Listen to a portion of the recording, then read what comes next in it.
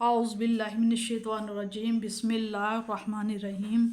یا قوم ادخلوا الارض، یا قومی اے میری قوم، ادخلو داخل ہو جاؤ، ارضا زمین میں، مقدساتن جو پاک ہے۔ اے میری قوم داخل ہو جاؤ اس پاک زمین میں جو پاک ہے۔ اللہ تی وہ جو کاتبہ جو لکھ دی گئی ہے، اللہ تعالیٰ نے لکھ دی ہے لکم تمہارے لیے، جسے لکھ دیا ہے تمہارے لیے اللہ تعالیٰ نے۔ وَلَا تَرْتَدُّوا، اور نہ پیچھے ہٹو، عَلَىٰ أَدْبَارِكُمْ، منہ پھیرتے ہوئے، فَتَنْقَلِبُوا، پس اگر تم مڑ گئے، منہ پھیر لیا، خاسرین، تو نقصان اٹھانے والوں میں سے ہو جاؤ گے۔ قالوا، تو وہ کہنے لگے، یا موسیٰ، اے موسیٰ، انا بے شک فیہا، اس میں، قومن، ایسی قوم ہے، جبارینہ، جو بڑی جابر ہے۔ وَإِنَّا، اور بے شک، لن، ہرگز نہیں، نہ ہم داخل ہوں گے ہاں اس میں، وَإِنَّا، اور بے شک، لن، ہرگز نہیں ہم اس میں داخل ہوں گے، حتیٰ یہاں تک کہ یخرجوا، کہ وہ نکل نہ جائیں، منہا، اس زمین میں سے۔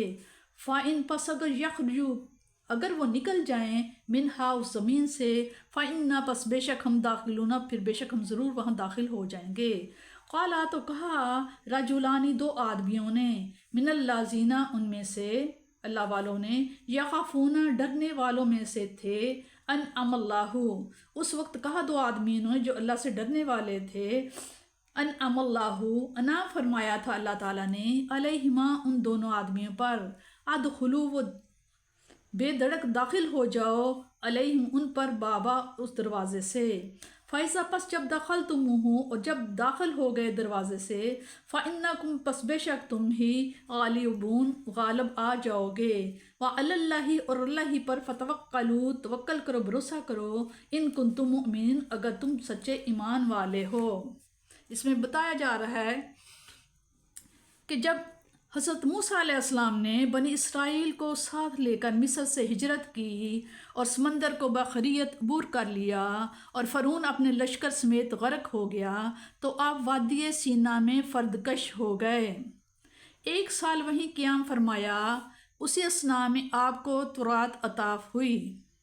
اس کے بعد آپ نے اپنی قوم کو اپنے آبائی وطن شام کی طرف جانے کے لیے آمادہ کیا، چنانچہ وہاں کے لوگوں کی حالات معلوم کرنے کے لیے 12 نقیب روانہ کیے، جو 40 روز تک وہاں کے حالات کا مشاہدہ کرتے رہے۔ جب واپس آئے تو موسیٰ علیہ السلام نے انہیں فرمایا کہ قوم کے سامنے برملا ایسی کوئی بات نہ کہنا جس سے ان کے حوصلہ پست ہوں، لیکن 12 میں سے 10 نے تو وہاں کے لوگوں کی قوت و جبروت، ان کے قد و قامت، ان کے قلعوں کی مضبوطی کا ایسا نقشہ کھینچا کہ بنی اسرائیل چلا اٹھے، اور انتہائی بے باکی سے اپنے پیغمبر کو کہہ دیا کہ ہم ایسی جابر قوم سے ٹکر لے کر اپنے بچوں کو یتیم اور اپنی بیویوں کو بیوہ کرنے کے لیے ہرگز تیار نہیں۔ آپ اور آپ کا خدا پہلے ان سے جا کر لڑیں، ان سے ملک کو پاک کریں، تو پھر ہم اپنے آبائی وطن کا رخ کریں گے۔ انہوں نے کہا، ہم شام کی زرخیز زمینوں، ٹھنڈے پانی کے ابلتے ہوئے چشموں اور پھلوں سے لدے ہوئے باغات اور وہاں کی عزت کی زندگی سے باز آئے، ہم تو واپس مصر جاتے ہیں۔ وہاں گرچہ غلامی کی ذلت ہے، لیکن موت کا تو اندیشہ نہیں۔ دوسرے 2 نقیبوں، حضرت یوشع بن نون اور قالب نے بہت سمجھایا کہ نامرد نہ بنو، ذرا ہمت کر کے دشمن پر حملہ تو کرو، پھر دیکھو نصرت الہی کس طرح تمہارے دشمنوں کو کچل کر رکھ دیتی ہے۔ لیکن ان پر کوئی اثر نہ ہوا، چنانچہ ان کی اس بزدلی اور پیغمبر کی نافرمانی کی وجہ سے اس ملک کا داخلہ ان پر بند کر دیا گیا۔ 40 برس تک مختلف بیابانوں اور صحراؤں کی خاک چھانتے پھرے۔